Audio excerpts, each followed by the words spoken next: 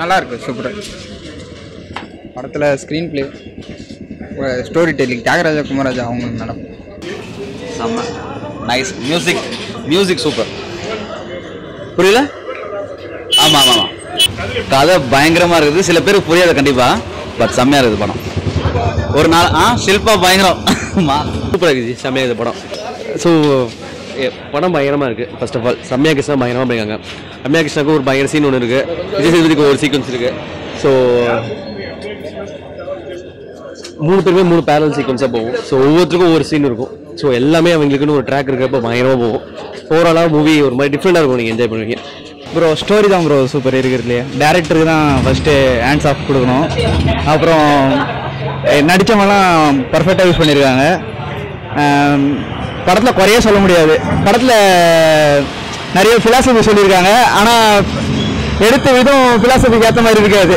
அதாவது எல்லாம் ஒரு மிக்ஸ்டாக இருக்கும், ஒரு நல்ல கலவை. நம்ம படத்தை சீக்கிரமாக பார்த்துட்டா தான் உண்டு. ஏன்னா எப்படி கட் பண்ணுவானுங்க நிறைய சீனை. டேரக்டர் கெட்ட வார்த்தைன்னு வச்சிருக்காரு. அது ஆனால் லைஃப்பில் எல்லாமே இருக்கும், ஆனால் அவங்க கட் பண்ணிடுறாங்க பார்க்குறதுக்கு. அவரை பொறுத்த வரைக்குமே ஃபிலாசபி சொல்லணும்னு கிடையாது, ஆனால் அதில் ஒன்று வச்சிருப்பாரு. எதுவுமே உண்மையும் கிடையாது, எதுவும் பொய்யும் கிடையாது, யாரும் நேர்மையும் இல்லைன்றது தான் அதோட படத்தோட முழு கதை. விஜய் சேதுபதி கேரக்டர் நல்லா இருந்தது, எல்லாமே நல்லா இருந்தது. படம் கொஞ்சம் ஸ்லோ, பட் நல்லா இருந்தது படம். ஷில்பா பரவாயில்ல, சுமார் தாங்க.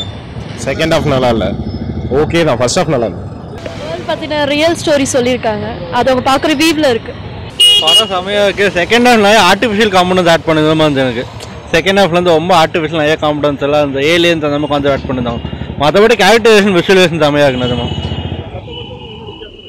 மொத்தமாக கேரக்டரைசேஷன் யூனிக்காக இருக்குண்ணா. நிறைய கேரக்டரைசேஷன் யூனிக்காக காட்டியிருக்காங்க, அந்த மாதிரி காட்டலாம். எல்லாம் ஈக்குவலாக இருக்குது. கேப்டன் மார்வெல் என்ன சொல்ல விரும்புகிறாருன்னா, ஒன்றுமே புரியல, படம் வேறு லெவலில் எடுத்துருக்காங்க.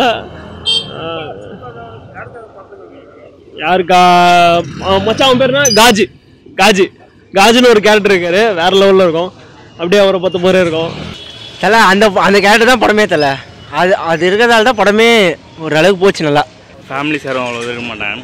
யாரும் மெயின் ஸ்ட்ரீம் ஆடியன்ஸ் படம் ரொம்ப அணுவாக ரசித்து லாங் டைம் அப்படி யோசிச்சு பார்க்குறவங்களாம் பார்க்க முடியும்.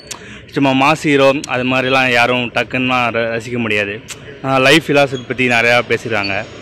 குறிப்பாக எல்லாருமே நல்லா நடிச்சிருக்காங்க. எல்லாருமே கண்டிப்பாக அந்த படம் பார்க்கணும்.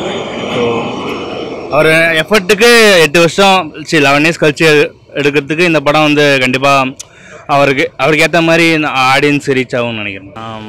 படத்தில் இருந்தால் எல்லாமே கேரக்டர், விஜய் சேதுபதி கேரக்டர் ஒரு 30 நிமிஷம் வந்திருக்காரு. ஸோ எல்லாமே சமந்தா இது வரைக்கும் இல்லாத ரோலில் இது வரைக்கும் ரொம்ப நல்லா நடிச்சிருக்காங்க.